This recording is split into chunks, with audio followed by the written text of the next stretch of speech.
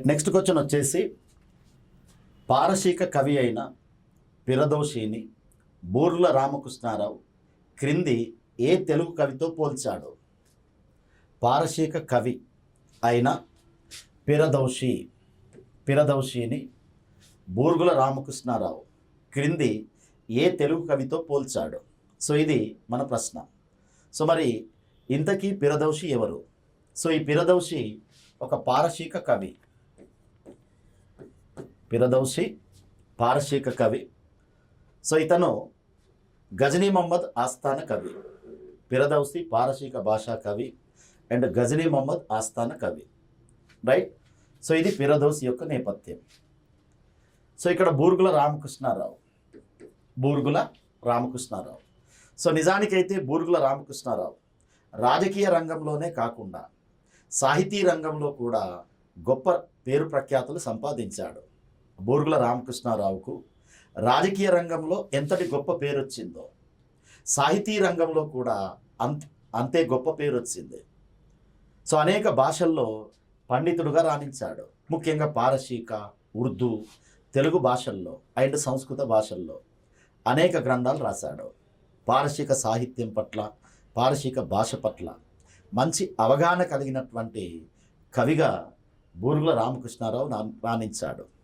పారశీక భాషా సాహిత్యాలు లేక పారశీక వాంగ్మయ సాహిత్యం అనే పేరుతో పారశీక భాషలో ఓ గొప్ప గ్రంథమే రాశాడు.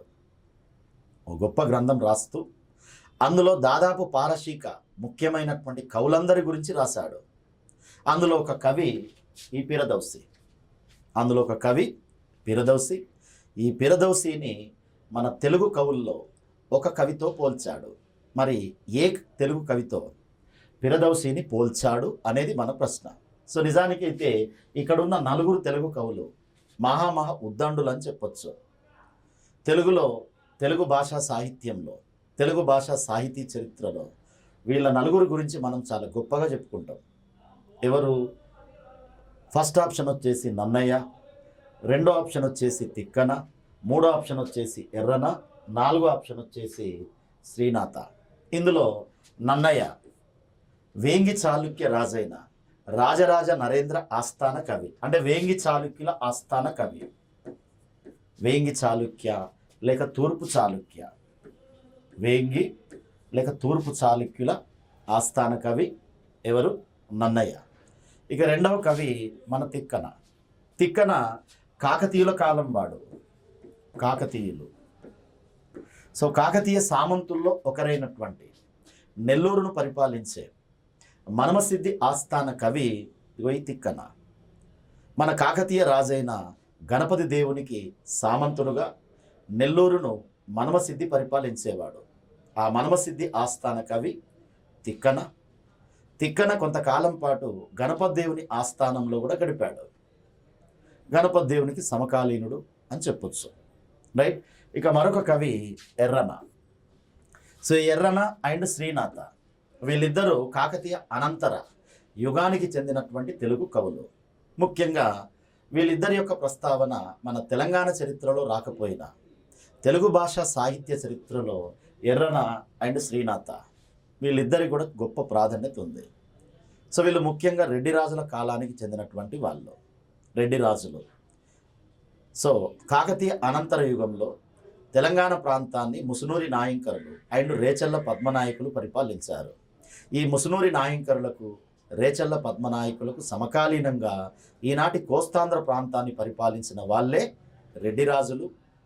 ఆ రెడ్డి రాజుల కాలానికి చెందినటువంటి వాళ్ళే ఎర్రన అండ్ శ్రీనాథ. సో కాబట్టి ఈ 4 తెలుగు కవులకు అటు తెలంగాణ చరిత్రలో అదేవిధంగా తెలుగు భాషా సాహిత్య చరిత్రలో ఇక గొప్ప ప్రాధాన్యత ఉంటుంది. మరి ఇందులో మన ఆన్సర్ ఎవరు? పారశీక కవి అయిన పిరదోషిని బూర్గుల రామకృష్ణారావు క్రింది ఏ తెలుగు కవితో పోల్చాడు అనేది ప్రశ్న. సో దీనికి ఆన్సర్ వచ్చేసి ఇక తిక్కనతో పోల్చాడు.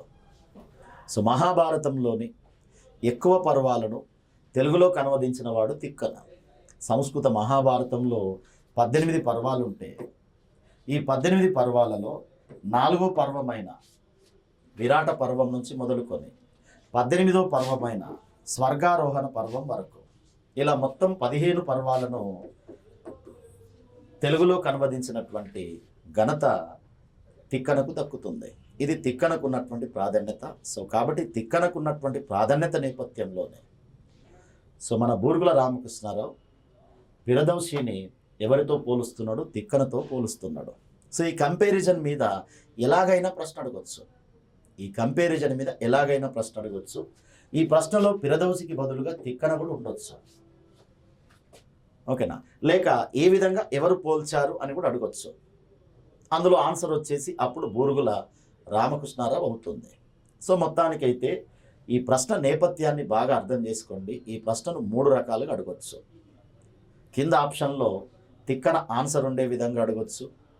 కింద ఆప్షన్లో బూరుగుల రామకృష్ణారావు ఆన్సర్ ఉండే విధంగా అడగొచ్చు. రైట్? ఇది మన 7వ ప్రశ్న. ఇక ఇప్పుడు 8వ ప్రశ్నకి వెళ్దాం. నెక్స్ట్ ప్రశ్న, నేను బతికున్నంత వరకు నిజాం రాజ్యంలో పారశీక భాష బ్రతికే ఉంటుంది అని వ్యాఖ్యానించింది ఎవరు?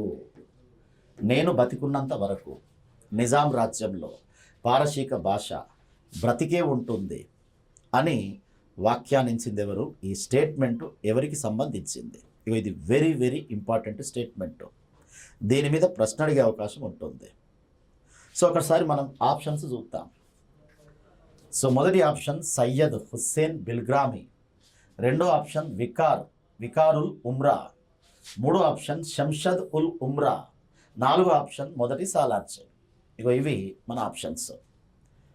ఇక ఈ ఆప్షన్లోకి వెళ్ళే ముందు, ఈ ఆప్షన్లో ఏది ఆన్సర్ అని చెప్పుకునే ముందు ఒకసారి దీని నేపథ్యాన్ని చెప్పుకుందాం.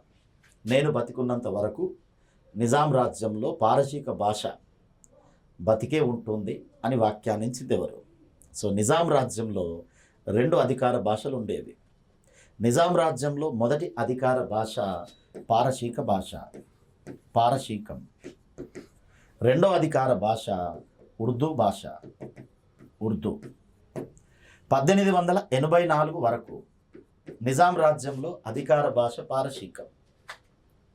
ఇక్కడ ఇయర్ కూడా చాలా ఇంపార్టెంట్. 1884 వరకు నిజాం రాజ్యంలో అధికార భాష పారశీకం. 1884 నుండి పారశీక భాష స్థానంలో ఉర్దూ అధికార భాషగా చలామణిలోకి వచ్చింది. ఓకేనా? అయితే నిజానికి 1883 వరకు ప్రధానమంత్రిగా పనిచేసింది మొదటి సాలార్జంగ్. అంటే 1853 నుంచి మొదలుకొని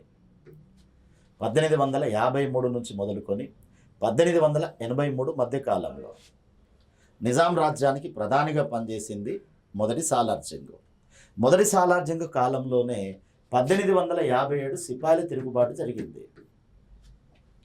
మొదటి సాలార్జంగ్ కాలంలోనే 1857 సిపాయిల తిరుగుబాటు జరిగింది. ఈ సిపాయిల తిరుగుబాటు ఫలితంగా మొఘల్ సామ్రాజ్యం పూర్తిగా అంతరించిపోయింది. ఎప్పుడైతే మొఘల్ సామ్రాజ్యం అంతరించిపోయిందో దాంతో మొఘల్ ప్రభుత్వ యంత్రాంగంలో పనిచేసిన చాలామంది వాళ్ళు దక్షిణాదిలోకి వచ్చేశారు. ముఖ్యంగా నిజాం రాజ్యంలోకి వచ్చేశారు.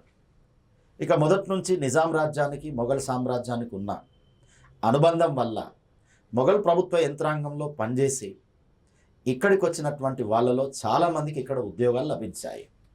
అయితే అప్పటికి అంటే మొఘల్ సామ్రాజ్యం అంతరించే నాటికి మొఘల్ సామ్రాజ్యంలో ఉర్దూ అధికార భాషగా ఉండేది. మొఘల్ సామ్రాజ్యంలో ఉర్దూ అధికార భాషగా ఉండేది. ఆ ఉర్దూ భాషలో చదువుకున్నటువంటి చాలామంది ఉత్తరాది వాళ్ళు సో వీళ్ళు దక్షిణాదిలోకి వచ్చి లేక నిజాం రాజ్యంలోకి వచ్చి ఉద్యోగాలు పొందారు. ఇలా ఉర్దూ భాషలో విద్యనభ్యసించిన ఇక్కడ ఉద్యోగాలు పొందిన ఉత్తరాది వాళ్ళు ఇక్కడి పారశీక భాష స్థానంలో ఉర్దూను రాజభాషగా ప్రవేశపెట్టమని తరచుగా మొదటి సాలార్జంగ్ పైన ఒత్తిడి చేసేవాళ్ళు. నిజానికి మొదటి సాలార్జంగ్కు పారశీక భాష పట్ల విపరీతమైన అభిమానం ఉండేది. అందుకే అతడు వాళ్ళ ప్రతిపాదనను ఒప్పుకునేవాడు కాదు. అలాంటి సందర్భంలోనే మొదటి సాలార్జంగ్ ఈ వ్యాఖ్యానం చేశాడు. ఉత్తరాది నుంచి వచ్చినటువంటి ఉద్యోగులు ఇక్కడ పారశీక భాషకు బదులుగా ఉర్దూను రాజభాషగా ప్రవేశపెట్టమని మొదటి సాలార్జంగ్ పైన చాలా సందర్భాల్లో ఒత్తిడి చేసేవాళ్ళు. కాబట్టి ఆ సందర్భాన్ని పురస్కరించుకొని ఇక వాళ్ళను ఉద్దేశిస్తూ మొదటి సాలార్జంగ్ చేసిన వ్యాఖ్యానమే నేను బతికున్నంత వరకు నిజాం రాజ్యంలో పారసీక భాష కూడా బతికే ఉంటుంది. నిజానికైతే ఇది చాలా పెద్ద స్టేట్మెంటు. సో ఇక్కడ కేవలం మనం ఒక లైన్ను మాత్రమే తీసుకోవడం జరిగింది. సో ఇక్కడ మొదటి సాలార్జంగ్ చేసిన మొత్తం స్టేట్మెంట్ ఏ విధంగా ఉంటుందంటే, ఎవరైతే పారసీక భాషకు బదులుగా ఉర్దూను రాజభాషగా ప్రవేశపెట్టమని మొదటి సాలార్జంగ్ పైన ఒత్తిడి చేస్తున్నారో వాళ్ళను ఉద్దేశించి మొదటి సాలార్జంగ్ ఏ విధంగా వ్యాఖ్యానించాడు, అతని యొక్క మొత్తం వ్యాఖ్యానం గురించి చెప్పుకుందాం. ఇక్కడ కేవలం ప్రశ్నలో ఒక సెంటెన్స్ మాత్రమే ఉంది. సో మొత్తం వ్యాఖ్యానం ఏంటంటే, మీ హిందుస్థానీయులు అంటే ఇక్కడ ఉత్తరాది వాళ్ళు, మీ హిందుస్థానీయులు పారసీక భాష నేర్చుకోరు. ఇస్లాం విజయానికి మనం విజేతలం అవడానికి కారణమే పారసీక భాష. మీ దేశంలో మీరు పారసీక భాషను లేకుండా చేశారు. మీ దేశం అంటే ఇక్కడ ఉత్తర భారతదేశం. మీ దేశంలో మీరు పారసీక భాషను లేకుండా చేశారు. అదే విధంగా నిజాం రాజ్యంలో కూడా చేయాలనుకుంటున్నారు. కత్తితో ఈ రాజ్యాన్ని జయించాము.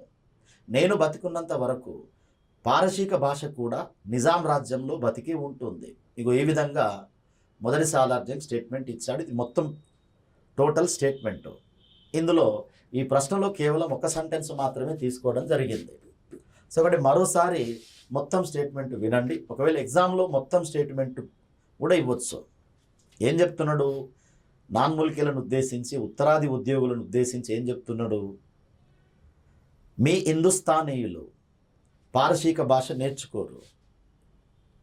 ఇస్లాం విజయానికి మనం విజేతలం అవడానికి కారణమే పారసీక భాష. మీ దేశంలో మీరు పారసీక భాష లేకుండా చేశారు. అదేవిధంగా నిజాం రాజ్యంలో కూడా చేయాలనుకుంటున్నారు. కత్తితో ఈ రాజ్యాన్ని జయించాము. నేను బతికున్నంత వరకు నిజాం రాజ్యంలో పారసీక భాష కూడా బతికే ఉంటుంది. ఇది వెరీ వెరీ ఇంపార్టెంట్ స్టేట్మెంట్. దీని మీద ప్రశ్న అడిగే అవకాశం ఉంటుంది. ఓకేనా? సో మరి ఇక్కడ ఈ 4 ఆప్షన్లో ఆన్సర్ ఆల్రెడీ మనం చెప్పుకున్నాం. ఆన్సర్ ఏంటి? మొదటి సాలార్జంగ్. నిజానికైతే మిగిలిన ముగ్గురికి కూడా నిజాం రాజ్యంతో సంబంధాలు ఉన్నాయి. మరి మిగిలిన ముగ్గురు ఎవరు? సయ్యద్ హుస్సేన్ బిల్గ్రామీ. ఇతడు మొదటి సాలార్జంగ్కు కార్యదర్శిగా పనిచేశాడు, సెక్రటరీగా పనిచేశాడు. మొదటి సాలార్జంగ్కు సెక్రటరీగా లేక కార్యదర్శిగా పనిచేసిన వారిలో ముఖ్యమైన వాడు సయ్యద్ హుస్సేన్ బిల్గ్రామీ. ఇక నెక్స్ట్ వికారుల్ ఉమ్రా. మూడో ఆప్షన్ సంషద్ ఉల్ ఉమ్రా. ఇక్కడ వీళ్ళిద్దరు కూడా very very important. Viqarul Umra and Shamshad ul ఉమ్రా.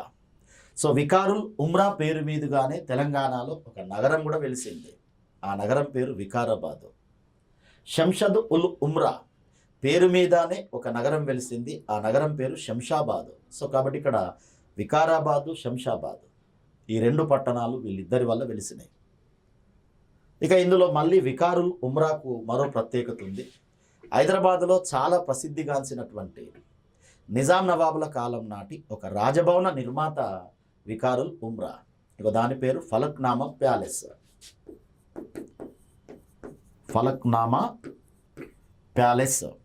దీని నిర్మాత వికారుల్ ఉమ్రా. ఓకేనా? సో నిజానికి శంషదుల్ ఉమ్రా అండ్ వికారుల్ ఉమ్రా, సో వీళ్ళిద్దరూ 6వ నిజాం అయినటువంటి మహబూబ్ అలీ ఖాన్ కాలంలో మహబూబ్ అలీ ఖాన్ 3 సంవత్సరాల వయసులో అధికారంలోకి రావడం వల్ల, అతడు మైనర్ బాలుడు కావడం వల్ల పరిపాలన వ్యవహారాల నిర్వహణ కొరకు ప్రత్యేకంగా ఒక ఎగ్జిక్యూటివ్ కౌన్సిల్ని ఏర్పాటు చేశారు. దాన్నే కౌన్సిల్ ఆఫ్ రిజెన్సీ అని పిలిచారు. కౌన్సిల్ ఆఫ్ రిజెన్సీ లేక ఎగ్జిక్యూటివ్ కౌన్సిల్ లేక కార్యనిర్వాహక సమితి. ఆ కౌన్సిల్ ఆఫ్ రిజెన్సీలో ఈ 3 సభ్యులుగా పనిచేశారు. మొదటి సాలార్జంగ్, వికారుల్ ఉమ్రా అండ్ శంషదుల్ ఉమ్రా. వీళ్ళు ఆ కౌన్సిల్ ఆఫ్ రిజెన్సీలో సభ్యులుగా కూడా పనిచేశారు. సో కాబట్టి ఇక్కడ మనం మొదటి సాలార్జంగ్ ఆన్సర్ అయితే, మిగిలిన 3 ఆప్షన్స్ కూడా వెరీ వెరీ ఇంపార్టెంట్. ఆ 3 పేర్ల మీద కూడా ప్రశ్నలు అడిగే అవకాశం ఉంటుంది. సో కాబట్టి మీరు కేవలం మొదటి సాలార్జంగ్ను మాత్రమే తీసుకోకుండా, అతని మీద మాత్రమే ఇక్కడ దృష్టి పెట్టకుండా, అసలు ఈ 3 ఎవరు అనే దాని మీద దృష్టి పెట్టండి. సయ్యద్ హుస్సేన్ బిల్గ్రామి మొదటి సాలార్ జంగ్కు సెక్రటరీగా పనిచేశాడు, లేక కార్యదర్శిగా పనిచేశాడు. వికారుల్ ఉమ్రా, శంషదుల్ ఉమ్రా, వికారాబాద్ నగర నిర్మాత అండ్ శంషాబాద్ నగర నిర్మాత. అంటే వీళ్ళిద్దరి పేర్ల మీదనే ఆ నగరాలు వెలిసినాయి అని చెప్పొచ్చు. రైట్. ఇక నెక్స్ట్ 9th క్వశ్చన్కి వెళ్దాం. నెక్స్ట్ క్వశ్చన్, నిజాం రాజ్యంలో ఉద్యోగ నియామకాల కోసం ప్రత్యేక యంత్రాంగాన్ని ఏర్పాటు చేయాలి అని సూచించిన కమిటీ ఏంటి? నిజాం రాజ్యంలో ఉద్యోగ నియామకాల కోసం ఒక ప్రత్యేక యంత్రాంగాన్ని ఏర్పాటు చేయాలని సూచించిన కమిటీ ఏమిటి? సో ఇప్పుడు మనం ముందుగా 4 ఆప్షన్స్ చూద్దాం. So first option Rai Bala Mukund, second option Nizamul Jung Bahadur, third option Aravamudam Iyengar, Aravamudam Iyengar, 4వ ఆప్షన్ నవాబ్ సర్ నిజామత్ జంగ్.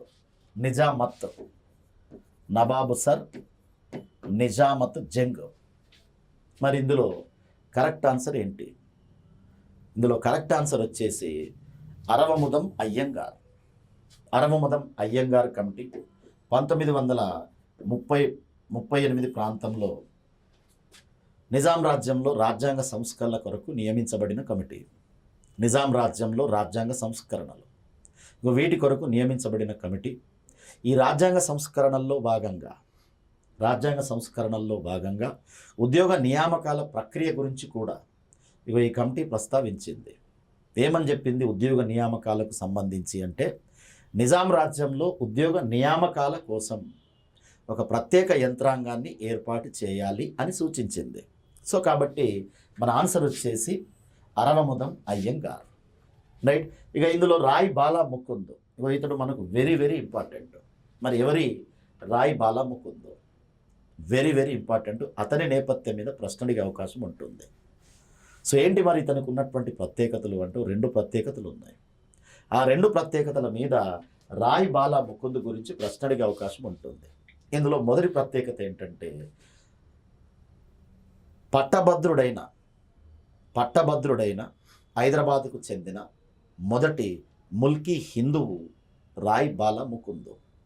పట్టభద్రుడైన అంటే డిగ్రీ పట్టా పొందిన హైదరాబాద్కు చెందిన మొదటి ముల్కీ హిందువు రాయ్ బాలా ముకుంద్. 1885లోనే ఇతడు మద్రాస్ యూనివర్సిటీ నుంచి డిగ్రీ పట్టా పొందాడు. ఆ తర్వాత 1908లో హైదరాబాద్ హైకోర్టుకు జడ్జిగా నియమించబడ్డాడు. ఇలా హైదరాబాద్ హైకోర్టుకు జడ్జిగా నియమించబడ్డ హైదరాబాద్కు చెందిన తొలి ముల్కీ హిందువు రాయ్ బాలా ముకుంద్. సో ఇది ఇతనికి ఉన్నటువంటి ప్రత్యేకత. ఇక ఇందులో నవాబు సర్ నిజామత్ జంగ్ కూడా ప్రత్యేకత ఉంది. సో నవాబు సర్ నిజామత్ జంగ్ నిజాం ప్రజల సంఘానికి అధ్యక్షుడిగా పనిచేశాడు. నిజాం ప్రజల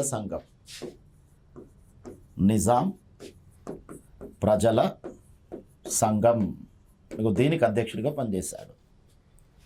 ఈ నిజాం ప్రజల సంఘాన్ని నిజాం రాజ్యంలోని ముల్కీలంతా ఏర్పాటు చేశారు. దీన్నే నిజాం సబ్జెక్టు లీగ్ అని, నిజాం ముల్కీ లీగ్ అని, ఇలా జమియత్ రిఫాయమే నిజాం అని, ఇలా మరో 3 పేర్లతో పిలవచ్చు. కానీ ఎక్కువగా ప్రసిద్ధిగాంచింది మాత్రం ఏ పేరుతో? నిజాం ప్రజల సంఘం అనే పేరుతో ప్రసిద్ధిగాంచింది. నిజాం ప్రజల సంఘానికి అధ్యక్షుడు ఎవరు? నవాబు sir Nizamat Jung. Right. So ఇక నెక్స్ట్ క్వశ్చన్కి వెళ్దాం. 10th question. సో క్రింది వాటిని సరిగా జతపరచండి. మన ప్రశ్న వచ్చేసి క్రింది వాటిని సరిగా జతపరచండి. ఒకసారి ఇటువైపు ఉన్న ఆప్షన్స్ మరియు అటువైపు ఉన్నటువంటి ఆప్షన్స్ చూద్దాం. ఓకేనా? మొదటి ఆప్షన్ వచ్చేసి హైదరాబాద్ హిత రక్షణ సమితి. హైదరాబాద్ హిత రక్షణ సమితి.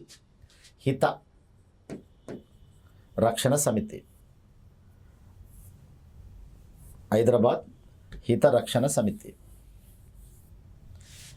రెండో ఆప్షన్ వచ్చేసి తెలంగాణ ప్రాంతీయ సమితి. మూడో ఆప్షన్ వచ్చేసి తెలంగాణ విద్యార్థి కార్యాచరణ సమితి. నాలుగోది పోటీ తెలంగాణ ప్రజా సమితి. సో ఇక్కడ ఈ నాలుగు ఆప్షన్స్ కూడా వెరీ వెరీ ఇంపార్టెంట్. ఈ 4 ఆప్షన్స్లో మనకు ఓ 2 టాపిక్లు వస్తాయి.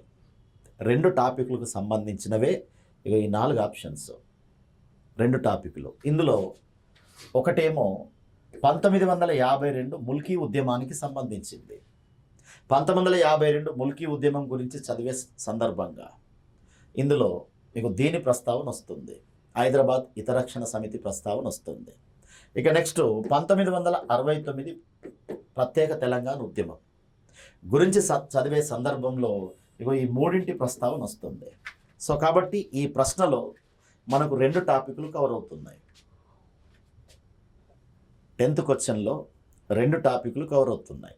మొదటి టాపిక్ వచ్చేసి 1952 ముల్కీ మూమెంటు, రెండవది వచ్చేసి 1969 సెపరేట్ తెలంగాణ మూమెంటు, ప్రత్యేక తెలంగాణ ఉద్యమం. రైట్. తెలంగాణ ప్రాంతీయ సమితి, తెలంగాణ విద్యార్థి కార్యాచరణ సమితి, పోటీ తెలంగాణ ప్రజా సమితి, ఈ 3 గురించిన ప్రస్తావన మనకు ఏ టాపిక్లో భాగంగా వస్తుంది? 1969 ఉద్యమం టాపిక్లో భాగంగా వస్తుంది. రైట్. ఇక ఇప్పుడు ఇటువైపు ఉన్నటువంటి ఆప్షన్స్ చూద్దాం. So A Kolisetti Ramadasu, B Ramachari, C Mallikarjun, D Sridhar Reddy. ఇప్పుడు ఈ 2 మనం జతపరచాలి. ఈ 2 జతపరచాలి. రైట్. సో ముందు హైదరాబాద్ హితరక్షణ సమితి. హైదరాబాద్ హితరక్షణ సమితి స్థాపకుడు రామాచారి. రామాచారి ఆప్షన్ వచ్చేసి బి. రైట్. మరి ఇంతకీ రామాచారి ఎవరు? సో ఈ రామాచారి వచ్చేసి 1952 హైదరాబాద్ రాష్ట్ర శాసనసభకు జరిగిన ఎన్నికల్లో ఇతడు చించోలి అనే నియోజకవర్గం నుండి ఎమ్మెల్యేగా గెలిచాడు. చించోలి నియోజకవర్గం. ఈ చించోలి నియోజకవర్గం గుల్బర్గా జిల్లా కిందికి వస్తుంది. సో ఇతడు హైదరాబాద్ హితరక్షణ సమితిని స్థాపించి దాని ద్వారా 1952 ముల్కీ ఉద్యమానికి మద్దతు ఇచ్చాడు. ఈ హైదరాబాద్ హితరక్షణ సమితి 1952లో స్థాపించబడింది. దీన్ని 52లో స్థాపించాడు. రైట్. ఇక నెక్స్ట్ తెలంగాణ ప్రాంతీయ సమితి. సో ఈ తెలంగాణ ప్రాంతీయ సమితిని కొలిశెట్టి రామదాసు స్థాపించాడు. కొలిశెట్టి రామదాసు అంటే ఏ ఆప్షన్. మరి ఇంతకీ ఈ తెలంగాణ ప్రాంతీయ సమితి ఎందుకు స్థాపించబడింది, ఎప్పుడు స్థాపించబడింది? తెలంగాణ ప్రాంతీయ సమితి తెలంగాణ పరిరక్షణల అమలు కొరకు స్థాపించబడింది. తెలంగాణ పరిరక్షణలు అమలు జరపాలి. ఉమ్మడి ఆంధ్రప్రదేశ్ రాష్ట్ర ఏర్పాటు సందర్భంగా పెద్ద మనుషుల ఒప్పంద రూపంలో కావచ్చు, లేక రక్షణల ఒప్పంద రూపంలో కావచ్చు, తెలంగాణ ప్రాంతానికి కొన్ని రక్షణలు కల్పించబడ్డాయి. వాటిని సక్రమంగా అమలు జరపాలి అనే డిమాండ్ తోటి తెలంగాణ ప్రాంతీయ సమితి ఏర్పాటైంది. సో ఇది 1968లో స్థాపించబడింది. తెలంగాణ ప్రాంతీయ సమితి ఎవరు స్థాపించారు? కొలిశెట్టి రామదాసు స్థాపించాడు.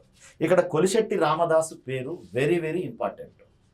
ముఖ్యంగా ఇందాక మనం చెప్పుకున్న 1969 మూమెంటు నేపథ్యంలో కొలిశెట్టి రామదాసు గురించి ఖచ్చితంగా ఒక ప్రశ్న అడిగే అవకాశం ఉంటుంది. ఏంటి మరి కొలిశెట్టి రామదాసుకు ఉన్నటువంటి ప్రత్యేకత అంటే, నిజానికైతే ముందుగా కేటీపీఎస్లో ఉద్యోగాల కొరకు జరుగుతున్న అవకతవకల గురించి ప్రపంచానికి తెలియజేసింది, లేక దాన్ని వెలుగులోకి తీసుకొచ్చినటువంటి ఘనత కొలిశెట్టి రామదాస్కే దక్కుతుంది. అదేవిధంగా 69 ఉద్యమం అన్నాబత్తుల రవీంద్రనాథ్ ఆమరణ నిరాహార దీక్షతో మొదలైనట్టు. ఈ అన్నాబత్తుల రవీంద్రనాథ్ అనేటువంటి ఓ విద్యార్థి నిజానికైతే అనామకుడు, ఆకతాయి, ఎవ్వరికీ తెలియదు అతని గురించి. అతన్ని ప్రేరేపించి అతడు నిరాహార దీక్ష చేయడానికి తెర వెనుక ఉంటూ అతన్ని నడిపించినటువంటి తెర వెనుక సూత్రధారి కొలిశెట్టి రామదాసు. సో కాబట్టి ఇతన్ని 69 ఉద్యమానికి బీజం వేసిన వాడిగా, మార్గదర్శకుడుగా పేర్కొంటారు. ఇది కొలిశెట్టి రామదాసుకు ఉన్నటువంటి ప్రత్యేకత. ఇందులో దేని మీదనైనా ప్రశ్న అడిగే అవకాశం ఉంటుంది. ఏ యాంగిల్లోనైనా కొలిశెట్టి రామదాసు గురించి ప్రశ్న అడిగే అవకాశం ఉంటుంది. అదేవిధంగా ఖమ్మం లేక ఇల్లెందు ప్రాంతంలో ప్రభుత్వ శాఖల్లో, ప్రభుత్వ ఆఫీసుల్లో ఎంతమంది నాన్ ముల్కీ ఉద్యోగులు పనిచేస్తున్నారు అని మొదటిసారిగా అధ్యయనం చేసినటువంటి ఘనత కూడా కొలిశెట్టి రామదాస్కే దక్కుతుంది. ఇలాంటి అధ్యయనం ఇతనికి ముందు ఎవరూ చేయలేదు.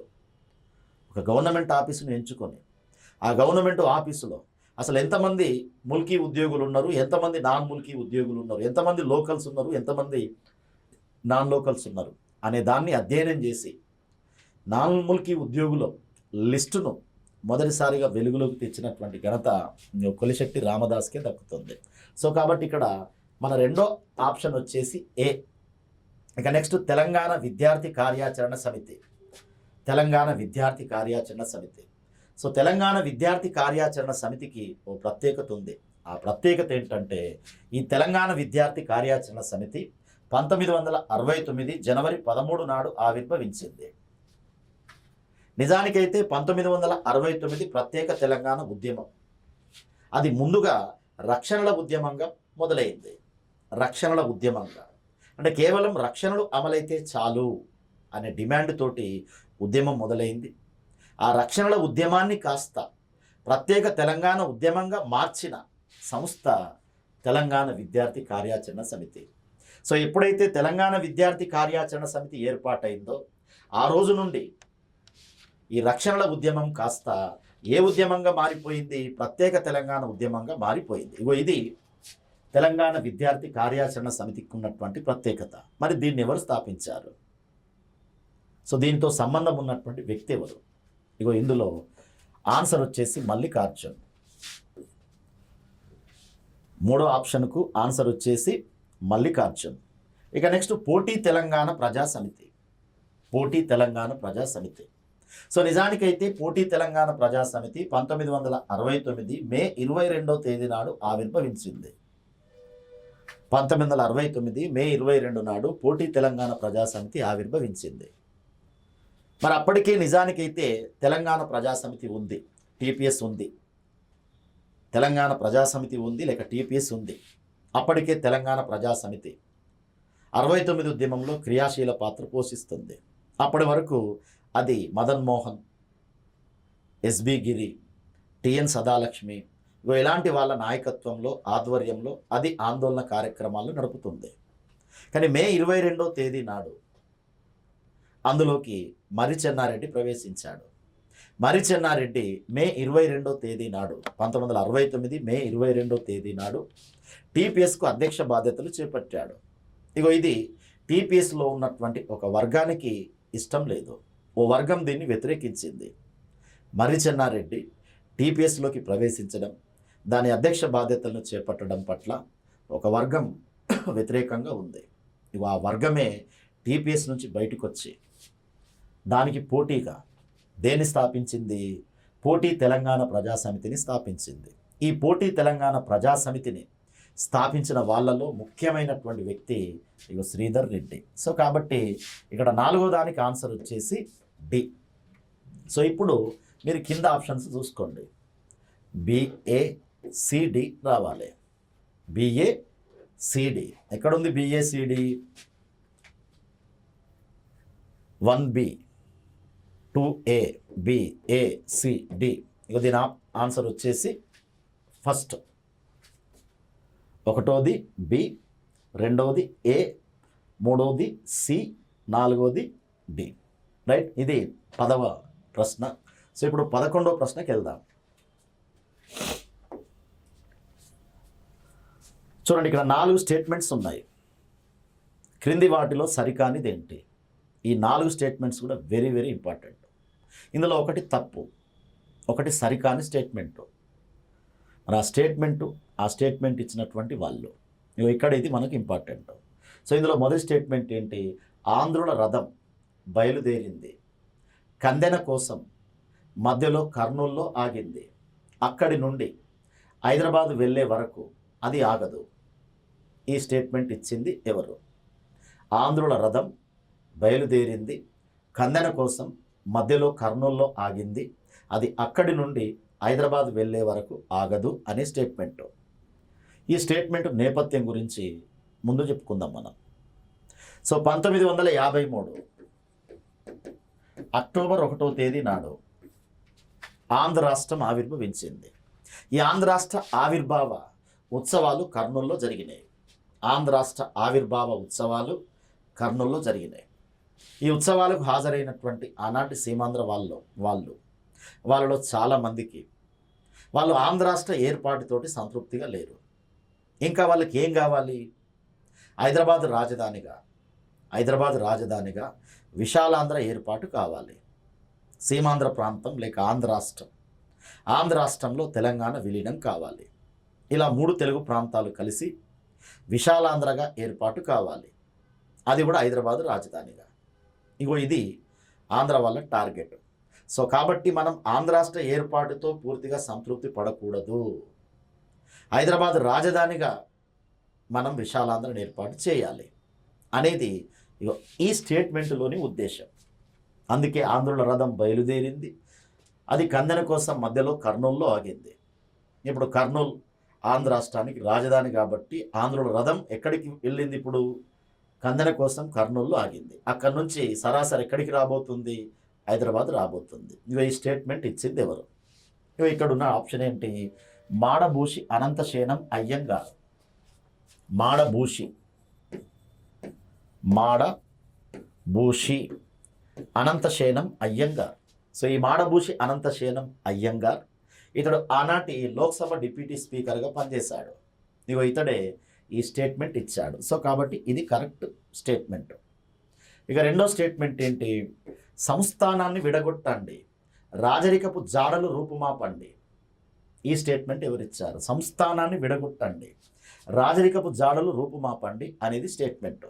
ఈ స్టేట్మెంట్ ఏ సందర్భంలో ఇవ్వబడింది అంటే ఎస్ఆర్సి నియామక సందర్భంలో ఇవ్వబడింది.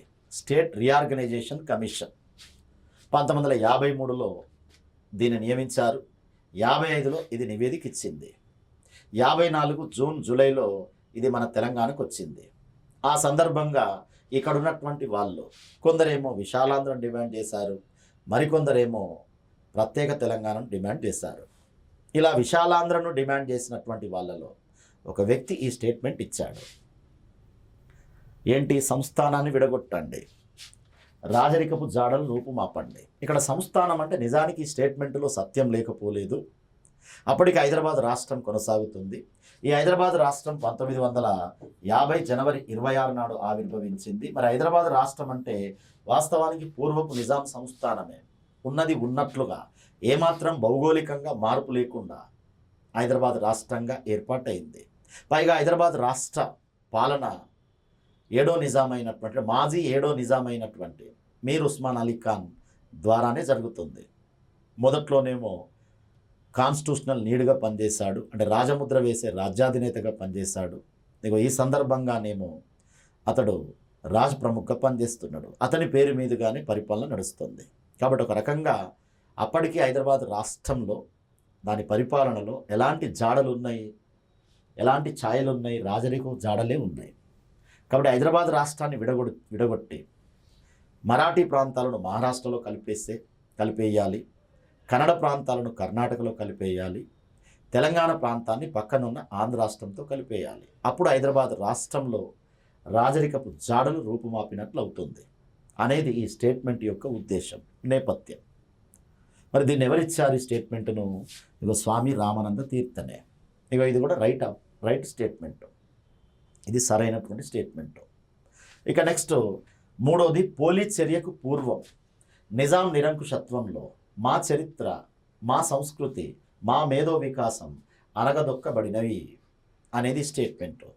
ఈ స్టేట్మెంట్ కూడా ఎస్ఆర్సి నియామక సమయంలో ఇవ్వబడింది. ఎస్ఆర్సి 1954 జూన్ జూలై నెలల్లో మన హైదరాబాద్కి వచ్చింది, తెలంగాణకు వచ్చింది. ఆ సందర్భంగానే ఈ స్టేట్మెంట్ ఇవ్వబడింది.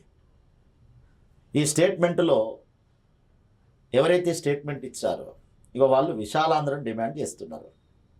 మరి ఎవరతను? విశాలాంధ్ర డిమాండ్ చేసింది ఎవరు? అండ్ ఈ స్టేట్మెంట్ ఇచ్చింది ఎవరు? ఇక్కడ కూడా రైట్ ఆప్షన్ ఇది. ఎవరు? కాళోజీ నారాయణరావు. ఈ స్టేట్మెంట్ ఎవరిచ్చారు? ఎస్ఆర్సిని ఉద్దేశించి పోలీస్ చర్యకు పూర్వం నిజాం నిరంకుశత్వంలో మా చరిత్ర, మా సంస్కృతి, మా మేధో వికాసం అనగదొక్కబడినది అనే స్టేట్మెంట్ ఇచ్చింది కాళోజీ నారాయణరావు. ఇక నెక్స్ట్ కమిషన్ వాదనంతా కమిషన్ వాదనంతా కమిషన్ వాదనంతా విశాలాంధ్రుడు బలపరిచేది గాను డిక్రీ మాత్రం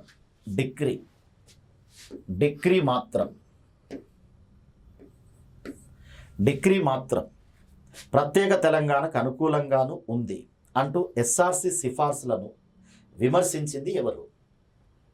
కమిషన్ వాదనంతా విశాలాంధ్రుడు బలపరిచేది గాను డిక్రీ మాత్రం ప్రత్యేక తెలంగాణకు అనుకూలంగాను ఉంది అంటూ ఎస్ఆర్సి సిఫార్సులను విమర్శించింది ఎవరు? ఇక్కడ కమిషన్ అంటే SRC commission, SRC state reorganisation commission.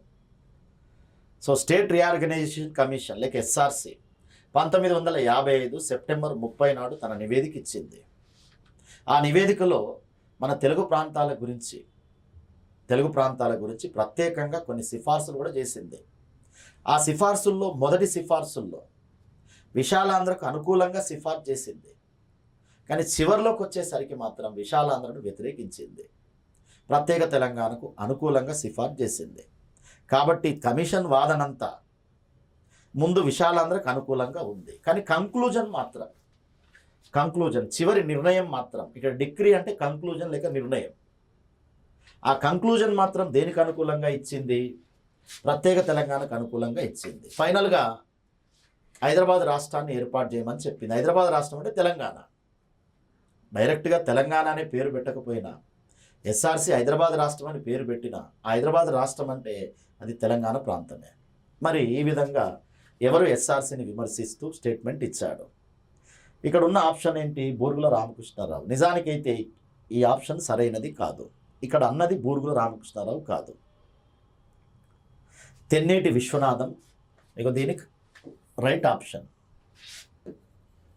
Tenneti Viswanatham.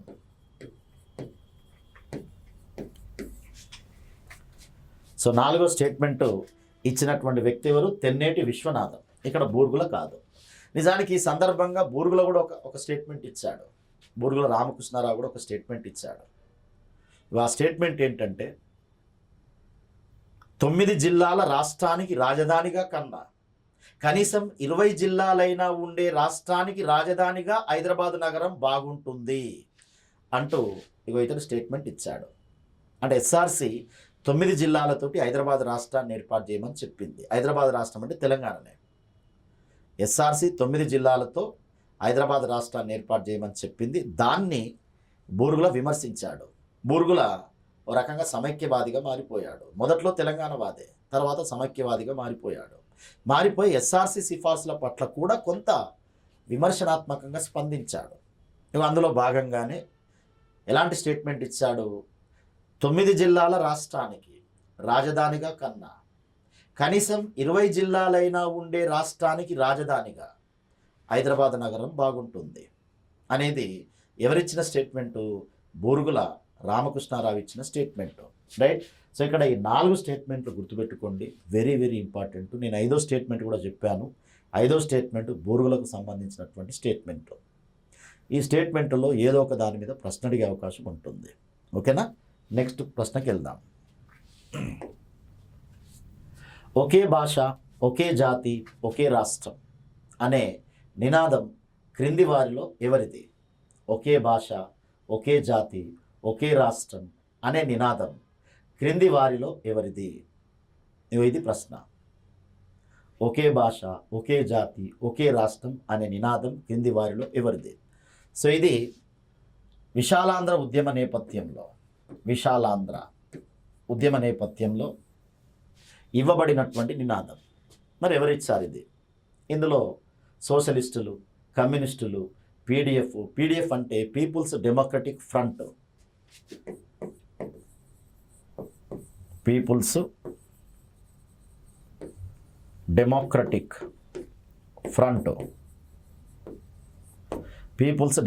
Front, INC అంటే తెలుసు, ఇండియన్ నేషనల్ కాంగ్రెస్. మరి ఇవి 4 పార్టీలు నిజానికి. పీడిఎఫ్ అనేది పీపుల్స్ డెమోక్రటిక్ ఫ్రంట్ అనే పార్టీ. సో కమ్యూనిస్టులు, ఐఎన్సీ అండ్ సోషలిస్టులు. సో ఇందులో ఆప్షన్ వచ్చేసి కమ్యూనిస్టులు. ఆప్షన్ వచ్చేసి ఎవరు? కమ్యూనిస్టులు. కమ్యూనిస్టులు నిజానికైతే విశాలాంధ్రవాదాన్ని తెర మీదకి తెచ్చారు, విశాలాంధ్రవాదాన్ని ప్రచారం చేశారు. సో కాబట్టి మన కరెక్ట్ ఆన్సర్ వచ్చేసి ఎవరు? కమ్యూనిస్టులు. రైట్, నెక్స్ట్ ప్రశ్నకి వెళ్దాం.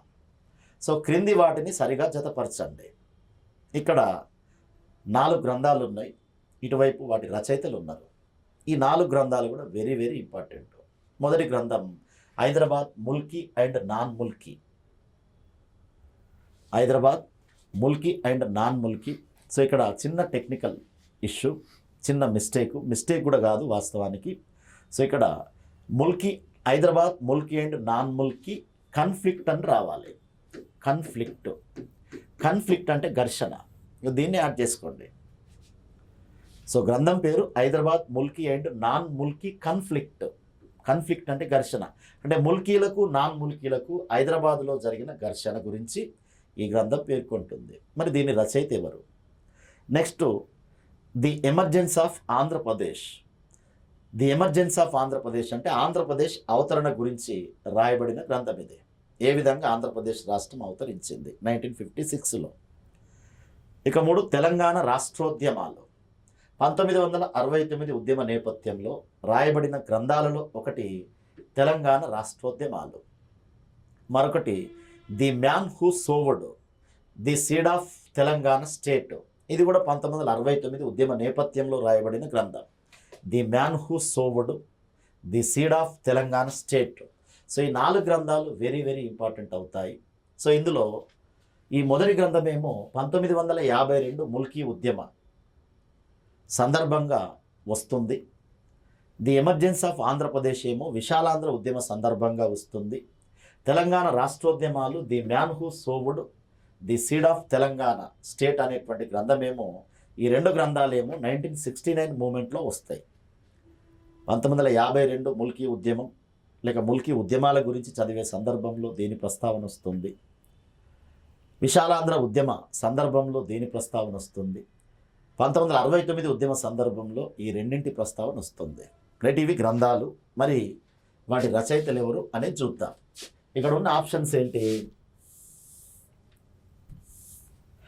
1 K V Narayana Reddy, 2 Karen Leonardo, 3 Adiraju Venkateswara Rao, 4 Pratap Kishore. Right, so ఇప్పుడు చూడండి, Hyderabad Mulki and non Mulki conflict. So దీని రచయిత కరెన్ లియోనార్డో అంటే B option. Next, the emergence of Andhra Pradesh. So దీని రచయిత కేవి నారాయణ రెడ్డి అంటే ఏ ఆప్షన్. తెలంగాణ రాష్ట్రోద్యమాలు. సో దీని రచయిత ఆదిరాజు వెంకటేశ్వరరావు. సో కాబట్టి ఇది C option. Next, the man who sowed the seed of Telangana state. So దీని రచయిత, దీనితో సంబంధం ఉన్న వ్యక్తి ప్రతాప్ కిషోర్. కాబట్టి ఇది డి. ఇవి మన ఆన్సర్లో బిఏసిడి. ఒకసారి చూసుకోండి ఇందులో. So BACD. సో కాబట్టి ఇది ఆన్సర్. రైట్ ఆన్సర్ వచ్చేసి సి ఆప్షన్. ఓకేనా? ఇక నెక్స్ట్ 14th క్వశ్చన్కి వెళ్దాం. క్రింది వాటిలో ఏ జిల్లాను తెలంగాణలో కలిపి హైదరాబాద్ రాష్ట్రాన్ని ఏర్పాటు చేయాలని ఎస్ఆర్సి సిఫారసు చేసింది? కింది వాటిలో ఏ జిల్లాను తెలంగాణలో కలిపి హైదరాబాద్ రాష్ట్రాన్ని ఏర్పాటు చేయాలని ఎస్ఆర్సి సిఫారసు చేసింది? ఇవన్నీ నిజానికి తెలంగాణ ప్రాంతాలు కావు, కానీ నిజాం రాజ్యంలో భాగాలు ఇవన్నీ కూడా. ఒకప్పటి నిజాం రాజ్యంలో భాగాలు ఇవన్నీ కూడా. హైదరాబాద్ రాష్ట్రంలో కూడా ఇవన్నీ భాగాలే. ఇందులో ఒక జిల్లాను తెలంగాణతో కలిపి హైదరాబాద్ రాష్ట్రాన్ని ఏర్పాటు చేయమని ఎస్ఆర్సి సిఫారసు చేసింది. మరి ఇందులో ఆన్సర్ ఏంటి? బీదర్, బీరార్, సిర్వంచ అండ్ ఫర్బని. ఇవన్నీ హైదరాబాద్ రాష్ట్రంలో భాగాలు, అంతకుముందున్న నిజాం రాజ్యంలో కూడా భాగాలే. ఇందులో ఆన్సర్ వచ్చేసి బీదర్. బీదర్ను కలిపి తెలంగాణతో కలిపి హైదరాబాద్ రాష్ట్రాన్ని ఏర్పాటు చేయమని ఎస్ఆర్సి సిఫారసు చేసింది. రైట్, ఇక నెక్స్ట్, ఎస్ఆర్సి సిఫారసు చేసిన 16 రాష్ట్రాలలో క్రింది వాటిలో లేనిది. సో ఎస్ఆర్సి మొత్తం దేశాన్ని 16 రాష్ట్రాలుగా విభజించాలని చెప్పింది, పునర్వ్యవస్థీకరించాలని చెప్పింది, అంటే 16 రాష్ట్రాలను ఏర్పాటు చేయమని చెప్పింది. మరి ఈ 16 రాష్ట్రాలలో ఈ 4 లేని రాష్ట్రం ఏంటి? ఎస్ఆర్సి ఆ రాష్ట్రాన్ని సిఫార్సు చేయలేదు. ఈ 4 ఎస్ఆర్సి సిఫార్సు చేయని రాష్ట్రం పేరుంది. సో దీన్ని మనం గుర్తించాలంటే ఎస్ఆర్సి సిఫార్సు చేసిన ఈ 16 రాష్ట్రాలు ఏంటో మీరు చూసుకోండి ఒకసారి. ఈ 16 రాష్ట్రాలు చూసుకుంటే 16 రాష్ట్రాల గురించి మీకు తెలిస్తే దీని ఆన్సర్ ఈజీగా గుర్తించవచ్చు. నిజానికి ఎస్ఆర్సి ఆంధ్ర రాష్ట్రం ఉండాలి అని చెప్పింది, అంటే తెలుగు వాళ్ళకు 2 రాష్ట్రాలు ఉండాలని చెప్పింది. ఒకటి ఆంధ్ర రాష్ట్రం, రెండవది హైదరాబాద్ రాష్ట్రం. హైదరాబాద్ రాష్ట్రం అంటే తెలంగాణనే. అదేవిధంగా మరాఠీలకు 2 రాష్ట్రాలు ఉండాలని చెప్పింది, ఒకటి బొంబాయి రాష్ట్రం, మరొకటి విదర్భ రాష్ట్రం. విదర్భ మరాఠీలకు 2 రాష్ట్రాలు ఉండాలని చెప్పింది, ఒకటి బొంబాయి రాష్ట్రం, రెండవది విదర్భ రాష్ట్రం. ఇక అప్పటికే మద్రాసు రాష్ట్రం కూడా ఉంది, మద్రాసు రాష్ట్రం కూడా ఉండాలని చెప్పింది. అంటే ఇక్కడ ఆంధ్ర రాష్ట్రం ఉండాలని చెప్పింది, బొంబాయి ఉండాలని చెప్పింది, అండ్ మద్రాసు ఉండాలని చెప్పింది. ఎస్ఆర్సి సిఫార్సుల్లో లేని రాష్ట్రం ఏంటి? ఇగో ఆంధ్రప్రదేశ్ రాష్ట్రం. వాస్తవానికి ఆంధ్రప్రదేశ్ని ఏర్పాటు చేయాలి అని చెప్పలేదు, ఫైనల్గా సిఫార్సుల్లో లేదు. తాను సూచించిన 16 రాష్ట్రాల్లో ఆంధ్రప్రదేశ్ రాష్ట్రం లేదు. ఆంధ్ర రాష్ట్రం ఉంది కానీ ఆంధ్రప్రదేశ్ రాష్ట్రం లేదు, రైట్? సో కాబట్టి ఇగో రెండవది ఆన్సర్.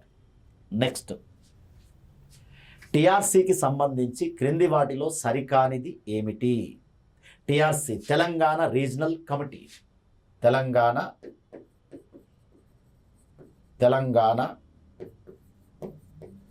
Regional committee.